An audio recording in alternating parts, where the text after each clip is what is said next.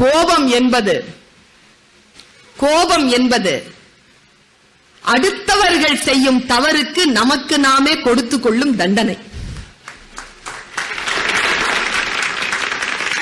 கோபம் என்பது அடுத்தவர்கள் செய்யும் தவறுக்கு நமக்கு நாமே கொடுத்துக் கொள்ளும் தண்டனை. இதை விட பெருசா கோபத்தை யாராலும் சொல்லிவிட முடியாது. ஏன் வள்ளுவன் கூட சொல்லல, சினம் எனும் சேர்ந்தாரை கொல்லி இனம் எனும் ஏமாப்புனையை சுடும் என்றான் அவன்.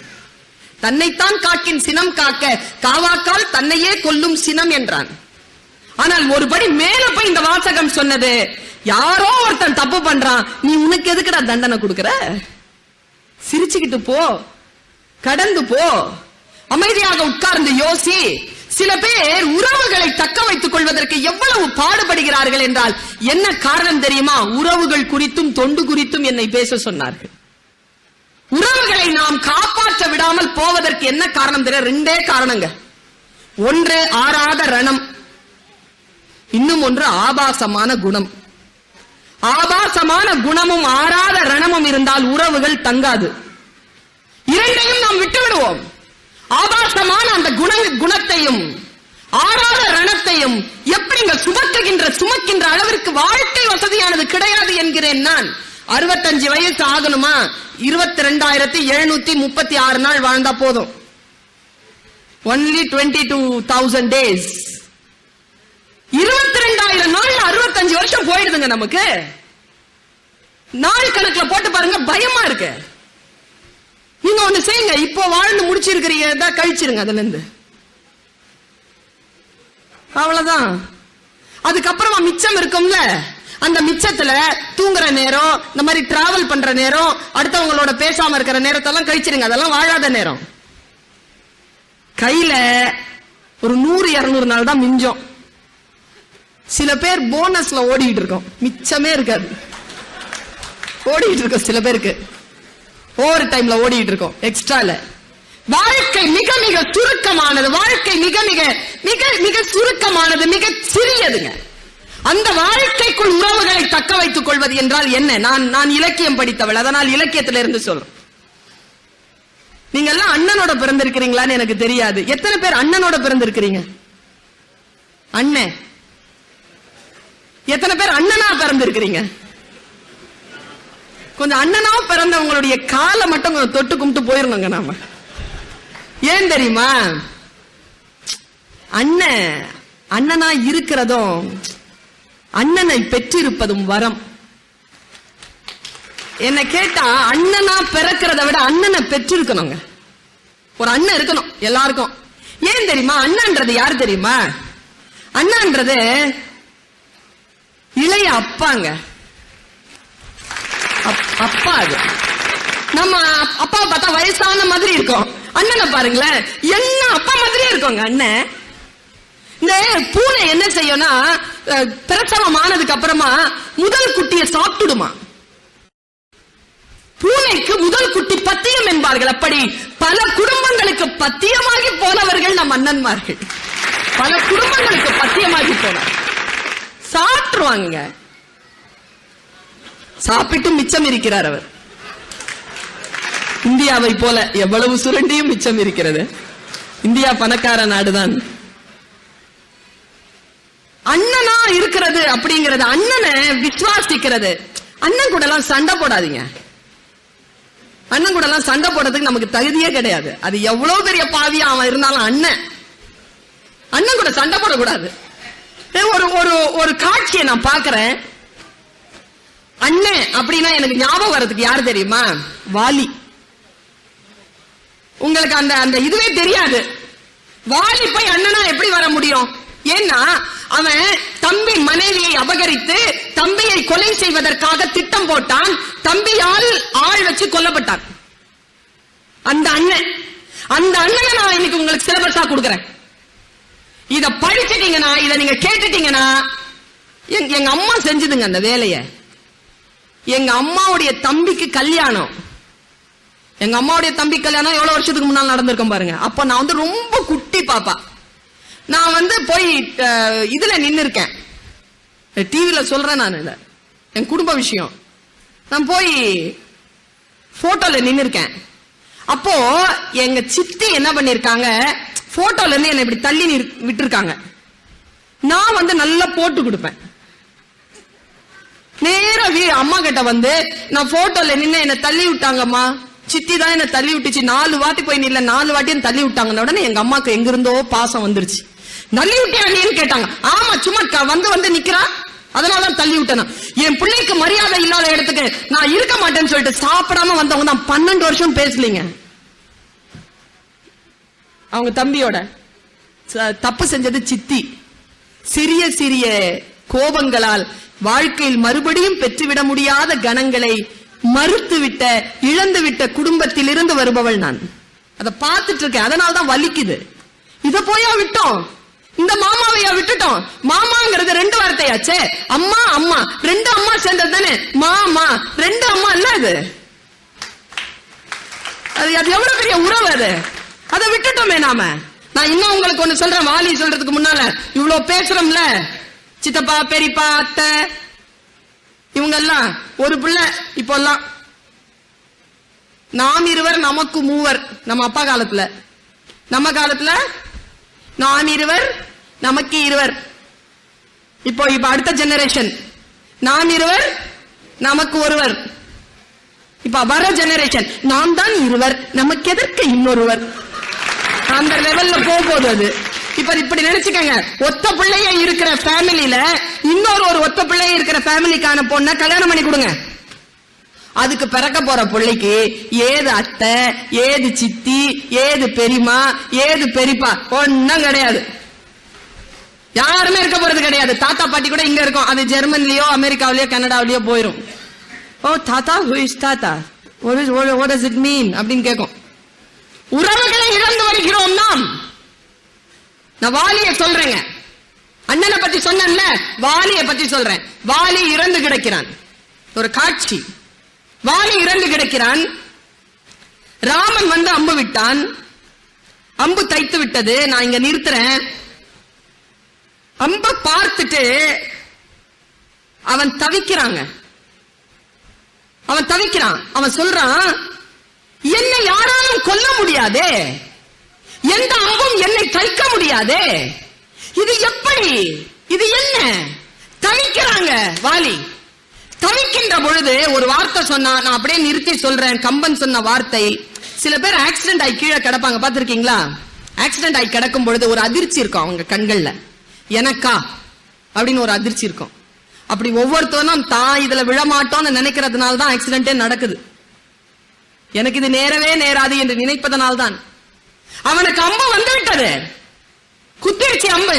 அவன் அம்பை எடுத்துட்டு சொன்னானா, ஒரே சொல் சொன்னான், இது அம்பு அல்ல, யார் மீதோ நான் கொடுமை செய்த பொழுது அந்த பெரியவர்கள் கோபப்பட்டு சொன்ன சொல்லா என்னை வந்து தைத்திருக்கிறதுன்னு கேட்டானா. அப்புறமா 2 பேருக்கும் நடக்குது வாக்குவாதம். ராமனுக்கும் அனுமனுக்கும் இவனுக்கும் வாலிக்கும் நடக்குது. பெரிய பெரிய பாட்டு அதெல்லாம். மெய்யன்று மெய்மையின் வாரம் அன்று நின் மண்ணினுக்கு என் உடல் வாரம் அன்று பகை என்று பண்பு இழந்து ஈரமின்றி இது என் செய்தவாறு என்கோ அரக்கர் ஓர் அழிவு செய்து கழிவரேல் அதற்கு மற்றை குறைக்கின தலைவரை கொல்ல மனுநிதி கூறிட்டுண்டோ இரக்கம் எங்கே உதிர்த்தாய் ராமா என் மீது என்ன பிழை கண்டாயப்பா. புலம்புறான், கடந்து பேசிக்கொண்டே இருக்கிறான். கடைசியாக அறிவு வந்துருச்சு. ஆவிப்போம் வேலைவாய் அறிவு தந்து உதவினா என்று சொல்லிட்டு எல்லாம் முடிஞ்சது. இந்த தமிழ் படம் மாதிரி சாகும் போது கத்திய குத்தி வச்சுக்கிட்டே டைலாக் பேசுவாங்க தெரியுமா? அந்த மாதிரி அந்த அம்ப வச்சுக்கிட்டே டைலாக் பேசி கடைசியா உயிர் பிரியும் போது வாலி ஒரு வார்த்தை சொன்னாங்க. அங்கதாங்க எழுந்திருச்சு நின்னு நான் ஒரு சல்யூட் பண்ணேன். அவனை நான் NCC எழுந்திருச்சு நின்னு ஒரு சல்யூட் பண்ணேன். ஏய் அண்ணன் டானி அப்படின்னு. அண்ணன் சொல்லு அண்ணன் சொல்லும்பாங்களே, இந்த அண்ணனா நின்னா பாருங்க. அவன் சொல்றான் கடைசியா, ராமா எல்லாம் முடிஞ்சது, ஒரே ஒண்ணு உயிர் போற நேரத்துல நீங்க ரம்மா எடுத்த புரட்டி பாத்தீங்கன்னா வாலி பேசின கடைசி வார்த்தை அதான். வாலி பேசிய கடைசி வார்த்தை என்ன தெரியுமா? அவன் சாகும் போது சொல்றாங்க, இன்னும் ஒன்று உரைப்பது என்று ஒன்னே ஒண்ணு சொல்லிடுறேன், நீ என்ன தடுக்காத, நான் சொல்லிடுறேன், அந்த வரம் மட்டும் கொடு, இந்த வரம் மட்டும் கொடுத்துரு, நான் செத்துறேன், நான் போயிட்டேன். என்ன கேட்டான் தெரியுமா? ஏய் ராமா, நீ நல்லவன், நீ நல்லவன். ஏன் தெரியுமா? உன் தம்பிமார்கள் இருக்காங்கல்ல, அவனுங்களுக்கு நீ ரொம்ப நல்லவன். அதனால உன் தம்பிமார்களுக்கு ஒரு சின்ன திமிர் உண்டு. என்ன திமிர் தெரியுமா? என் அண்ணன் யாரு தெரியுமாடா? ராமன்டா, என் அண்ணன் ராம அப்படிங்கிற திமிர் உன் தம்பிமாருக்கு உண்டு. இந்த திமிர்ல நல்ல கவனிங்க அவன் சொல்றது, இந்த திமிர்ல என்னைக்காவது ஒரு நாள் என் தம்பி கிட்ட வந்து, ஏன்னா உன் தம்பிக்கு நீ நல்ல அண்ணன், என் தம்பிக்கு நான் நல்ல அண்ணன் இல்ல. உன் தம்பிய பார்க்க என் தம்பி பாவம். ஏன்னா உன் தம்பிக்கு உன்ன மாதிரி அண்ணன், என் தம்பிக்கு என்ன மாதிரி ஒரு அண்ணன். என்னைக்காவது அந்த திமிர்ல, நீ உன்னை வச்சிருக்க அண்ணனான்ற திமிர்ல உன் தம்பி என்னைக்காவது என் தம்பி கிட்ட வந்து, போடா அண்ணனை கொன்னவனே அப்படின்னு சொல்லாம பாத்துக்குவியா? அவன் மனசு உடைஞ்சு போயிரும், அவன் செத்துருவான். இவன் தப்ப மன்னிச்சிருவியா? அவன் அண்ணனை கொன்னாங்கிற தப்ப மன்னிச்சிருவியா என்று சொல்லி இறந்து போனான். இன்னும் ஒன்று உரைப்பது என்றேல் எம்பியை உம்பிமார்கள் தம் முனை கொல்வித்தோன் எனில் தடுத்திட்டக்கோய் முன்முனை மொழிந்தாய் என்றே இவன் பிழை பொறுப்பதையான்னு சொல்லிட்டு செத்தாங்க. வாலி வாழ்க்கைனா ரொம்ப சின்னதுன்னு நான் ஏன் சொன்னேன் தெரியுமா? உறவுகளை கைவிட்டு விடாமல் பிடித்து கொண்டு நடப்பது என்பது மிகப்பெரிய வரம். அந்த வரத்தோடு வாழ்ந்து அந்த வரத்தோடு சென்று சேரக்கூடியவர்கள் நம்மில் எத்தனை பேர்? சொந்தம் பந்தம் ரெண்டு இருக்குங்க. சொந்தம் என்பது நமக்கு பிறந்தவர்களும் நாம் பிறந்தவர்களும் நம்மை பெற்றெடுத்தவர்களும். பந்தம் என்பது வந்து சேர்வது. வந்து சேரக்கூடிய பந்தங்களையும் பிறந்த சொந்தங்களையும் கட்டி காப்பாற்றிக் கொண்டு எடுத்து போவது என்பது எத்தனை பேருக்கு அந்த நன்மை வாய்த்து விடுகிறது என்று நான் கேட்கிறேன். பல நேரங்களில் வாய்க்கிறது இல்லை. நான் ஒன்று சொல்லுகிறேன், உறவுகளை தக்க வைத்துக் கொள்ளுங்கள், அதே நேரத்தில் சுயமரியாதையாக இருங்கள். சுயமரியாதையாக இருப்பது வேறு, உறவுகளை தக்க வைத்துக் கொள்வது என்பது வேறு. சுயமரியாதையோடு உறவுகளை தக்க வைத்துக் கொள்ளுதல், இந்த சமூகத்தில் தலைமன் நிமிர்ந்து நிற்கக்கூடிய ஒரு வாழ்க்கையை வாழுதல், இரண்டுமே ரொம்ப மெதுவா இருக்கிற மாதிரி இருக்கும். நம்மில் பல பேருக்கு என்ன தெரியுமா பிரச்சனை? இங்க இருக்கிறவங்களோட இல்ல, நானே என்னையும் சேர்த்துட்டு தான் சொல்றேன். போலித்தனமாக இருக்கிறோம். ஏதோ ஒரு முகமுடியை போர்த்திக் கொள்கிறோம். பர்சனாலிட்டி அப்படிங்கிற சொல்லுக்கு என்ன அர்த்தம் தெரியுமா? பர்சனோ அப்படின்னு சொன்னா முகமூடி, அது ஒரு இத்தாலிய சொல்.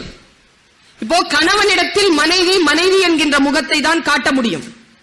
குழந்தை இடத்தில் தாய் என்கின்ற முகத்தை காட்டுவது, வேலை செய்கின்ற இடத்தில் சபார்டினேட்டாக முகத்தை காட்டுவது, தொண்டு செய்கின்ற நேரத்திலே தொண்டராக முகத்தை காட்டுவது. இந்த முகத்தை சரியான நேரத்தில் காட்டுவதற்கு பெயர் தான் பர்சனாலிட்டி. பர்சனாலிட்டியை டெவலப் பண்ண முடியாது, அதை சரி செய்து கொள்ளலாம், அவ்வளவுதான். சரி செய்ய தான் முடியும், டெவலப்லாம் பண்ண முடியாது. பர்சனாலிட்டியா இருக்கணும் அப்படிங்கிறது என்ன? நம்மில் பல பேர் போலித்தனத்தில் இருக்கிறோம், போலியாக இருக்கிறோம்.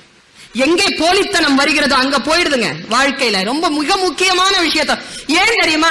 நான் பேசுவது, நான் சேனல்ல பேசினா யாருமே சேனல்ல மாத்த மாட்டாங்கன்னு என்கிட்ட எல்லாரும் சொல்றாங்க. பர்வீன் பேசுறாங்கன்னா சேனல் ஓகே, ஏதோ பேசும் அந்த பொண்ணு கேட்கலாம் அப்படின்னு. ஏன் தெரியுமா? நான் நாவிலிருந்து பேசுவதில்லை, என் நாபியிலிருந்து பேசுகிறேன், என் ஆத்மாவிலிருந்து பேசுகிறேன். அதனால் நான் பேசுவதில் ஏதோ சத்தியம் இருக்கும் என்று சொல்லுகிறார்கள். அந்த சொல்லுக்கு கட்டுப்பட்டுத்தான் சத்தியத்தை பேசிக் கொண்டிருக்கிறேன்.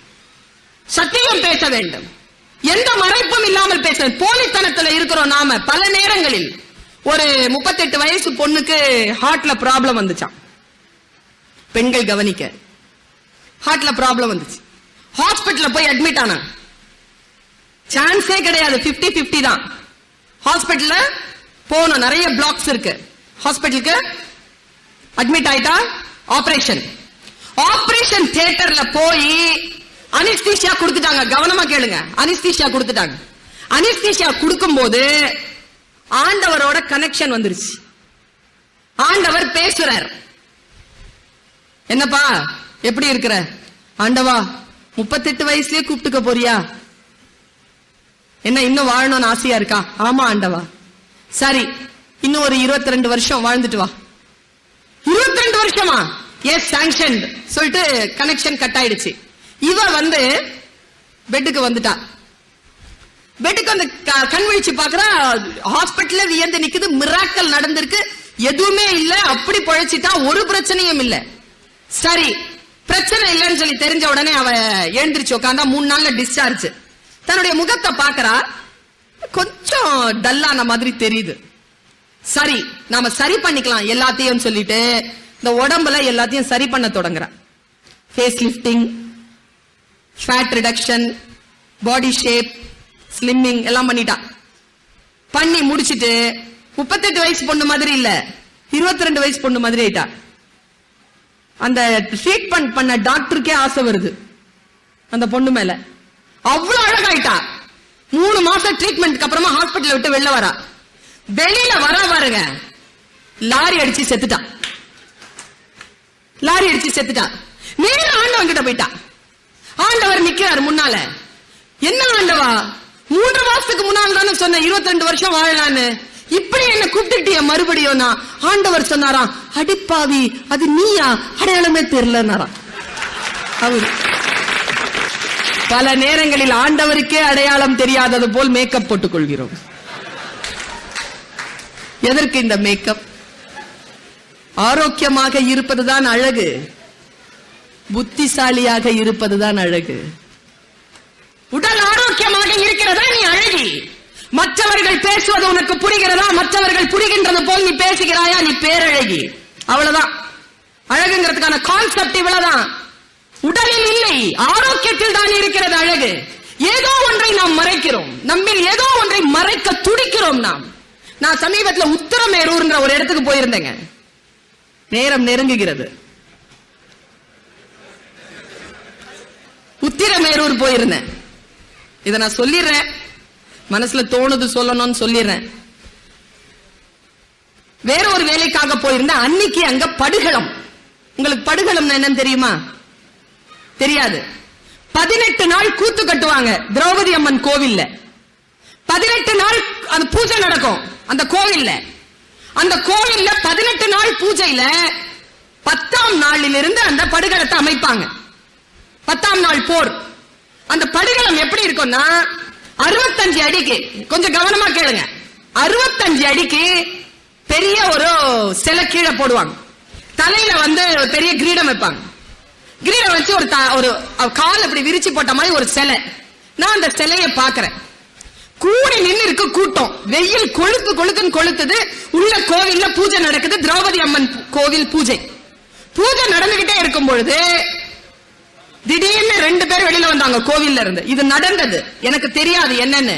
2 பேர் கோவில்ல இருந்து வெளியில ஓடி வந்தாங்க. 2 பேரும் அரிதாரம் பூசி இருந்தாங்க, கூத்து கட்டி இருந்தாங்க. வெளியில 2 பேரும் கதை வச்சுக்கிட்டு சண்டை போடுற மாதிரி நாடகம் பண்ணிக்கிட்டே ஒருத்தன் தலைமாட்டுல நின்னுட்டான், ஒருத்தன் கால் மாட்டுல தொடையில ஒரு பானையை கவுத்து வச்சிருந்தாங்க. அந்த பானைக்குள்ள முழுக்க குங்குமம் இருந்தது. ஒரு கதையால ஒருத்தன் அந்த பானையை அடைச்சான். அந்த பானை உடைஞ்சது. அந்த குங்குமத்தை எடுத்து எல்லோரும் பிரசாதமாக எடுத்துக்கிட்டாங்க. தலைக்கட்டை நின்னுட்டு இருந்தவன் கீழே விழுந்து செத்த மாதிரி நடிச்சான். விஷயம் முடிஞ்சது. உள்ள இருந்து திரௌபதி அம்மனை கூட்டிட்டு வந்தாங்க. அந்த அந்த குங்குமத்தை எடுத்து தலையில பூசி பூ வச்சு உள்ள கூட்டு போயிட்டாங்க. இவ்வளவுதாங்க காட்சி. எனக்கு என்னன்னு புரியல. நான் என்னன்னு கேட்டேன். ஒரு வயதான பாட்டி சொன்னா துரியோதன வதம் நடந்தது. அவ சொன்னா துரியோதன வதம் நடந்தது. நான் சொன்னேன் அது என்ன தொடையில பானைன்னு கேட்டேன். அந்த அம்மா சொன்னதுங்க, இந்த நம்ம நாட்டில் இருக்கக்கூடிய முதியவர்களை இழந்து விட்டோம் பெரியோர்களை. நாம் முதியவர்களை ரொம்ப மோசமான வகையில் இழந்து இருக்கிறோம். சென்னையில எல்லாம் சிட்டுக்குருவி இல்ல. நான் ஒரு பத்திரிகைக்கு எழுதினேன், முதியவர்களும் முற்றங்களும் இல்லாத ஊரில் சிட்டுக்குருவிகள் எப்படி இருக்கும்? வராது. முதியவர்கள் இல்லாத வீட்டிலே சிட்டுக்குருவி இல்ல, யாருமே வரமாட்டாங்க. இன்றைக்கு இல்லை, முதியவர்களை தவற விட்டு விட்டாங்க. முதிய பாட்டி என்கிட்ட சொன்னா, இந்த கதை உனக்கு தெரியாதான்னு கேட்டா. தெரியாது பாட்டி. என்ன ஆச்சுன்னா அந்த அந்த அந்த சொல் இருக்குதே, அந்த பாட்டி சொன்ன சொல் கல்வெட்டுங்க. அது அந்த அம்மா சொல்லுச்சு, இந்த மகாபாரத போர்ல துரியோதனனை சாகடிக்கணும்ட்டு பீம சபதம் செஞ்சான். நான் சொல்றது அப்ளிகேஷன் தான், நான் மகாபாரதத்தை சொல்ல வரல. நான் சொன்ன ராமாயணமோ எனக்கு வாலி பெருமையை சொல்ல வேண்டும் என்ற அவசியத்தினால் சொல்லல. நம்ம அண்ணனா நான் வாலிய பார்த்தேன். அவன் சாகும்போது நமக்காக பேசுறவங்கிறதுனால பேசினேன். மகாபாரதத்தையும் அதுக்காக தான் பேசுறேன். அவன் சொன்னா, சபதம் செய்து விட்டான் பீமன். காந்தாரிக்கு தெரிந்து போனது. காந்தாரி யார்? துரியோதனனுடைய அம்மா, திருதராஷ்டிரனுடைய மனைவி. தன் கணவனுக்கு கண்கள் இல்லை என்பதற்காக திருமணம் முடித்த அடுத்த 100-200 ஆண்டுகளாக கண்களை கட்டி வைத்துக் கொண்டிருக்கக்கூடிய கற்புக்கரசி. தன் மகன் மீது அவ்வளவு பாசம் அவளுக்கு. தாய்க்கு யார் மேலங்க பாசம் இருக்கும்? புள்ள மேலதானே. அது உண்மை தெரியுமா? மனம் பேதலிச்சு போன தாயால கூட மறக்க முடியாதது புள்ள பாசத்தை மட்டும்தாங்க. மனம் பேதலிச்சு போனா கூட அவளால புள்ள பாசத்தை விட முடியாது. அவ என்ன செய்யறா? துரியோதனனை கூப்பிடுறா. துரியோதனா, என்கிட்ட வா, உன்னை கொல்வதற்கு திட்டம் போட்டு இருக்கிறார்கள். நானா அந்த பாண்டவர்களா அந்த கிருஷ்ணனான்னு பாக்குறேன். தாய் அன்புக்கு முன்னால் இறைவன் மண்டியிட செய்கிறேன். நான் என் பிள்ளையை நான் காப்பாற்றுகிறேன். உங்களுக்கு ஒரு ரகசியம் தெரியுமா? எல்லா தெய்வங்களும் அந்த கருவறையில் இருக்கும். தாய், எல்லா தெய்வங்களும் அந்த கருவறையில் இருக்கும். அந்த கருவறையே இந்த தெய்வத்திற்குள் தான் இருக்கும். அவ சாதாரணமானவ கிடையாது. பொறுமையில் சிறந்த பூமியும் உண்டு, பூமியை விஞ்சும் தாய் மனம் உண்டு, கோவிலில் ஒன்று, குடும்பத்தில் ஒன்று, கருணையும் தாய்மையும் கடவுளும் ஒன்று. கடவுளும் ஒண்ணு. தாய் அவ்வளவு சீக்கிரமா இட போட்டுற முடியாது. அந்த தாய் கூப்பிடுறவா, உன்னை நான் காப்பாற்றுகிறேன். நேரா வந்தான். துரியோதனா, நான் உன்னை காப்பாற்ற வேண்டும் கண்ணா. நீ ஒன்று செய், நேரா போ, அந்த குளத்துல குளி, உடலில் ஒரு ஆடை இல்லாமல் என் முன்னால் வா. சரி அம்மா சொல்லிட்டு போனான் துரியோதன. வெளியில இருந்து கிருஷ்ணன் இத கேட்டான்.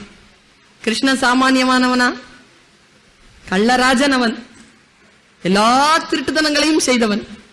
ஆனால் என்ன, ரம்யமானவன். கிருஷ்ணன் உயர்ந்தவன். அவன் செஞ்சா எல்லாம் சரியா இருக்கும். அதனால எல்லாம் ஏற்றுக்கொள்ளவே. அதற்கு பின்னால் தத்துவங்கள் உண்டு. மனிதனுக்கு ஏது புரிகிறது தத்துவங்கள். கிருஷ்ணன் இதை பார்த்தான். ஆஹா, காந்தாரியின் முன்னால் துரியோதனன் வந்துவிட்டால் துரியோதனனை நம்மால் அழிக்க முடியாது. துரியோதனன் அழியவில்லை என்றால் போர் முடியாது. துரியோதன் வதம் முக்கியம். இதற்கு எதிரும் செய்ய வேண்டுமே யோசிச்சான். என்ன தெரியுமா செஞ்சான்? நேரா துரியோதனன் கிட்ட போய் நின்னான். துரியோதனன் குளிச்சுட்டு அப்படியே நடந்து வரான், டிரெஸ்ஸே இல்லாம. அப்ப உடனே கண்ணை மூடிக்கிட்டு சொன்னா, என்னடா இப்படி வர? அம்மா கூப்பிட்டா. அம்மா கூப்பிட்டா அப்படியே போயிருவியா? அம்மா பொம்பளை பிள்ளை இல்லையா? மறைக்க வேண்டியதை மறைச்சிட்டு போடா, அறிவு கெட்டவனே அப்படின்ட்டு போயிட்டான்.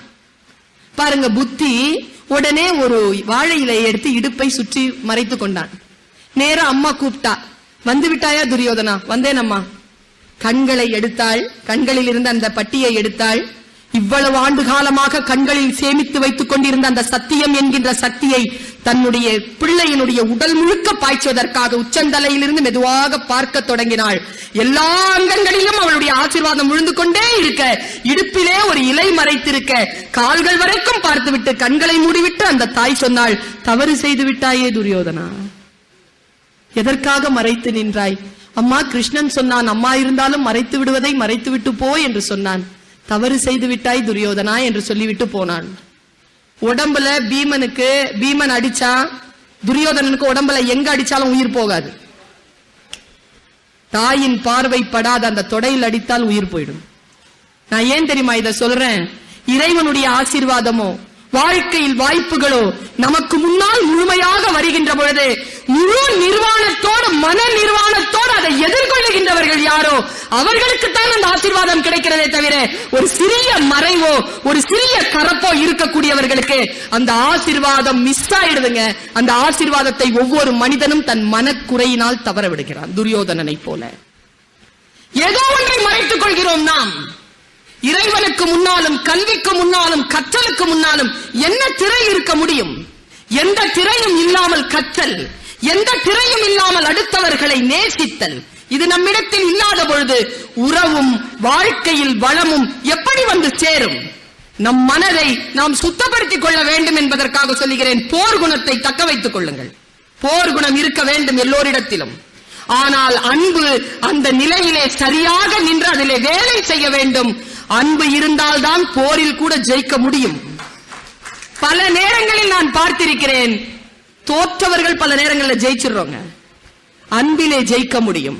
அன்பை வளப்படுத்திக் கொள்வது, அதே நேரத்தில் சுயத்தை வளப்படுத்திக் கொள்வது. சுயத்தை வளப்படுத்திக் கொள்வது என்பது எது? நான் ஒரே ஒரு செய்தியை சொல்லி முடிக்கிறேன். சமீபத்தில் நான் குழந்தைகளிடத்தில் பேசுகின்ற பொழுது சொன்னேன், தினமலர் பத்திரிகையில் அதை எழுதியிருந்தார்கள். எனக்கு ஏதாவது ஒரு காட்சியையோ ஏதாவது ஒரு பாடத்தையோ நான் வாசிக்கின்ற பொழுது முழுமையாக என்னுடைய மனதிலே ஒரு மாற்றத்தை அது கொண்டு வரும் என்று சொன்னால் ஒழிய அதை அடுத்தவர்களுக்கு சொல்லுவது கிடையாது. என் மனதிலே ரொம்ப ஆழமான ஒரு விஷயம் வந்து சேர்ந்தது. நம்மை பலவீனப்படுத்துகிறார்கள். உண்மை இது. எவ்வளவு முயற்சி செய்து நாம் ஆட்டம் போட்டாலும் ஆடினாலும் ஏதோ ஒரு விஷயத்தில் நம்மை பலவீனம் செய்கிறார். ஒரு பூனை காம்படிஷன் நடந்துச்சான். அந்த பூனை காம்படிஷனுக்கு எல்லா நாட்டு பூனையும் வந்துச்சான். கொரியா நாட்டு பூனை அப்படி வந்து நிக்குது பாருங்க, அப்படி இருக்கிறான் கரடி மாதிரி. அந்த பூனைய சோமாலியா நாட்டு பூனை ஒண்ணு, அந்த பூனை அப்படி ஒல்லியா கிடக்குதான், ஒட்டி போய் பசியில ஒட்டி கிடந்த அந்த பூனை ஒரே அடிங்க, பெல் அடிச்ச உடனே கொரியா நாட்டு பூனை சாஞ்சி போச்சு. அடுத்து ஜெர்மன் நாட்டு பூனை வருது, காம்படிஷன், ஒரே அடி போயிடுச்சு. அந்த பூனை ஒத்தலும் துத்தலமா இருக்குங்க, ஒரே அடியிலேயே போயிடுது எல்லா பூனையும். செமி பைனல்ஸ்ல ஜெயிச்சிருச்சுங்க. அது இப்போ ஃபைனல்ஸ்க்கு யார் வந்தா தெரியுமா? சோமாலியா நாட்டு பூனையோட சண்டை போட யார் வந்தா? யாரு? இந்தியாவா? இந்தியா செமி பைனலுக்கு முன்னாலேயே போயிருச்சு. நீங்க என்ன ஃபைனல்ஸ்க்கு வரோன்றீங்க? எந்த காலத்துல இருக்கிறீங்க? நான் சொல்றது பூனை காம்படிஷன். அதுக்கே வரதுக்கு இன்னும் காலம் இருக்கு. அதுக்கு உலகம் ரொம்ப வேகமா முன்னேறிட்டு இருக்கு. நாம இன்னும் பல ஜாதி பிரச்சனைகளையும் நிற பிரச்சனைகளையும் பேசிக்கொண்டு கீழே கிடக்கிறோம். நாம அங்க வரதுக்கு ரொம்ப காலமாகும் இன்னும். அந்த பூனை கடைசி நிமிஷத்துக்கு வந்தது எது தெரியுமா? அமெரிக்கா நாட்டு பூனை. அதானே பெரிய பெரிய பூனை இல்ல அது. அது வந்தது. அது வந்து நின்னுட்டு அவகிட்ட சொன்னாங்க, இது ஒரே அடி அடிச்சாலே செத்து போயிடுதுப்பா, இல்ல நாளைக்கு காலையில ஃபைனல்ஸ், நீ கொஞ்சம் ஜாகிரதையாயிருன்னு. அமெரிக்கா நாட்டு பூனையாச்சு, அவ்வளவு சீக்கிரமா தோத்து போயிருமா? அது உடனே சொல்லிச்சு, சோமாலியா நாட்டு பூனை எங்க தங்கி இருக்கு, நாளைக்கு தானே காம்படிஷன், அதுகிட்ட நான் பேச்சுவார்த்தை நடத்தணும்னு. பேச்சுவார்த்தைக்கு தேடி போச்சுங்க சோமாலியா நாட்டு பூனை கிட்ட. சோமாலியா நாட்டு பூனை பாக்குது, வாங்க உட்காருங்க, நான் அமெரிக்கா நாட்டுல இருந்து வரேன், வாங்க உட்காருங்க, ஏதாவது சாப்பிடுறீங்களா? எதுவும் வேணாம். என்ன நாளைக்கு நானும் நீங்க தான் காம்படிஷன்? ஆமா தெரியும். என்ன கேள்விப்படுறேன், ஒரே அடியிலே அடிச்சிடுறீங்களா? நம்ம என்ன விளையாட்டு தானே இது, நாம விளையாட வேண்டாமா? ஊரே நம்மள பார்க்க போகுது, நீங்க ஒரே அடியில் அடிச்சிட்டீங்கன்னா அப்புறமா என்ன கேம்?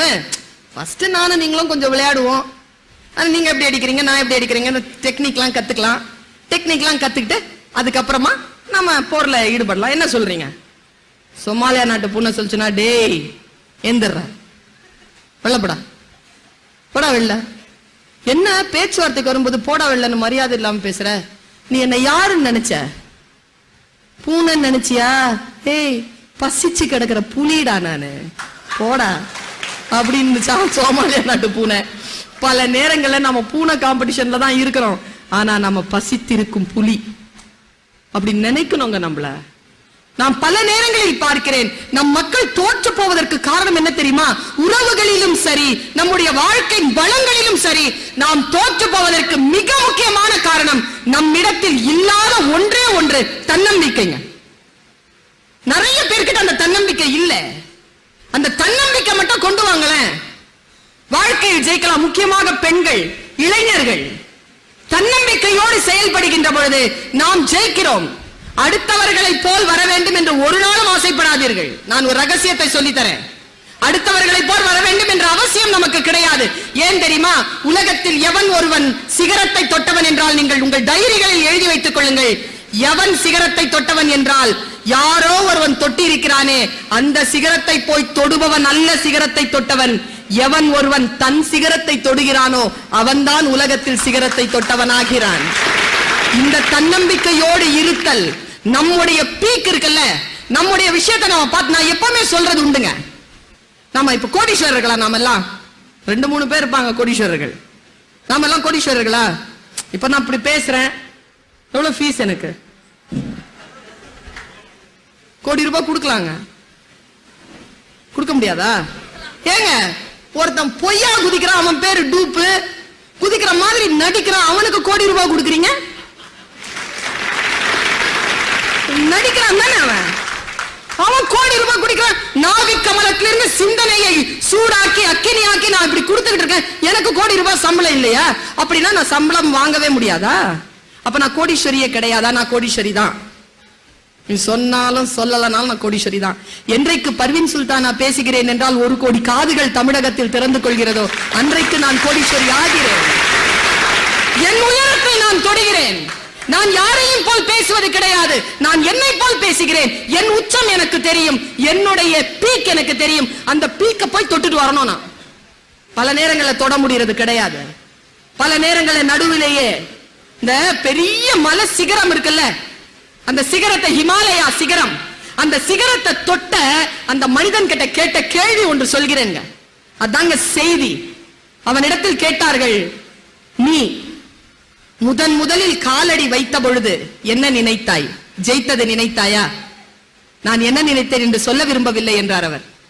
சரி, நீ என்றைக்காவது ஏறுகின்ற பொழுது இதை நான் எட்ட மாட்டேன் என்று நினைத்தாயா? எது உனக்கு தடையாக இருந்தது? அந்த மனிதன் சொன்னதை நீங்க உங்களுடைய மனசுல எழுதி வச்சுக்கோங்க. அந்த மனுஷன் சொன்னா, நான் இந்த சிகரத்தை ஏறுகின்ற பொழுது பல்வேறு விதமான சிக்கல்கள் என்னை வந்து சூழ்ந்தன. காற்று இல்ல, ஆக்சிஜன் இல்ல, கால்களில் வலி, எல்லா விதமான உடல்நல குறைவு, பசி, கையில ஆயுதங்கள் சரியாக இல்லை, எல்லாம் இருந்தது. ஆனால் அதை எல்லாவற்றையும் நான் ஜெயித்தேன். நான் எதற்கு பயந்தேன் என்றால், என் மனம் ஒரு முறை கூட சொல்லிவிடக் கூடாது, நீ இந்த சிகரத்தை தொட்டுவிட மாட்டாய் என்று. அப்படி அது சொல்லிவிடக் கூடாது என்று நான் பயந்தேன் என்று சொன்னேன். நம்முடைய மனசு தாங்க நம்மளை பிடிச்சி கீழே தள்ளுது. நீ செய்ய மாட்ட. நான் குழந்தைகளிடத்தில் சொல்றேன். சின்ன பிள்ளைகள் நிறைய பேர் வந்திருக்கிறீர்கள். குழந்தைகளே, நீங்கள் ஜெயிக்க பிறந்தவர்கள். நீங்கள் ஜெயிச்சு காட்டுங்க. ஏன் தெரியுமா? நீங்க புத்தகத்தை ஓபன் பண்றீங்கன்னா புக்கு பேசும். நம்ம எல்லாருக்கும், நான் புத்தக விழாவிலும் பேசினேன், நம்ம எல்லாருமே புக்கு வாசிக்கிறதே இல்லைங்க. எத்தனை பேர் புக்கு வாசிக்கிறோம்? ஆனா என்ன சொல்ற ரஃபி பாய், நிறைய வாங்குறோம். எவ்வளவு புக்ஸ் வாங்கி வச்சிருக்கீங்க வீட்டுல? எவ்வளவு படிச்சிருக்கிறீங்க? புக்கு வாங்குறோம், நல்ல புக்குன்னு வாங்கி திருக்குறளை கூட முழுசா படிச்சது கிடையாது. பாரதியார் கவிதைகளை கூட முழுசா படிச்சது கிடையாது. எந்த புத்தகத்தையும் வாங்கி முழுசா படிக்கிறது கிடையாதுங்க. புத்தகம் ஓபன் பண்ணும்போது புத்தகம் நம்ம கிட்ட பேசுங்க. என்னன்னு பேசும் தெரியுமா? படிச்சிருவியோ? என்ன படிக்க போறியோ? ஆமா, படிக்க முடியாதுன்னு மூடிட்டேன்னா அது ஜெயிக்குது. ஏய், உன்னை படிக்கிறதுக்கான திறந்து வச்சிருக்கேன், படிப்பேன், படிச்சு முடிப்பேன் என்று படித்து முடித்தால் நீ புத்தகத்தை ஜெயிக்கிறாய். நாம் ஜெயிக்கக்கூடிய புத்தகங்கள் தான் இந்த உலகத்தில் இருக்கின்றன தவிர நம்மை ஜெயிக்கக்கூடிய புத்தகங்கள் இந்த உலகத்தில் கிடையாது. அப்படிதாங்க யோசிக்கணும். மனிதர்களை ஜெயிப்பது பூப்பறிப்பது போல ரொம்ப எளிமையா ஜெயிச்சுட்டே போலாங்க. ரொம்ப கஷ்டப்பட, அம்மா அப்பா சொத்து வேணுமா உங்களுக்கு? மத்த யாருக்கும் கொடுக்காம உங்களுக்கே கொடுக்கணும் நீங்க நினைக்கிறீங்களா? சின்ன டூல் தான். அவங்க கிட்ட அன்பா இருங்க, முடிஞ்சு போச்சு. எதையும் எதிர்பார்க்காமல் அன்பாக இருங்கள், அது உங்களை வந்து சேரும். எதிர்பார்க்கின்ற பொழுதுதான் எதுவும் வர மறுக்கிறது. அன்பு கொடுக்குங்க. அன்பு சகலத்தையும் தாங்கும், சகலத்தையும் சகிக்கும், சகலத்தையும் நம்பும், சகலத்தையும் விசுவாசிக்கும். அன்புக்கு பொறாமை இல்லை. அன்பு தற்பொழிவை நாடாது. அன்பு அடுத்தவர்களினுடைய அநியாயத்தில் சந்தோஷப்படாமல் சத்தியத்தில் சந்தோஷப்படும். அன்புதான் இந்த உலகத்தில் உயர்ந்து நிற்கிறது. அந்த அன்பை கொண்டுதான் தொண்டையும் உறவுகளையும் அறிவையும் நாம் தக்க வைத்துக் கொள்ள வேண்டும். இந்த அன்பினால் நம்முடைய புத்தியை சீர் செய்து தவம் செய்வோம். செய்க தவம், செய்க தவம் நெஞ்சே, தவம் செய்தால் எய்த விரும்பியதை எல்லாம் எய்தலாம். அன்பில் சிறந்த தவம் இல்லை.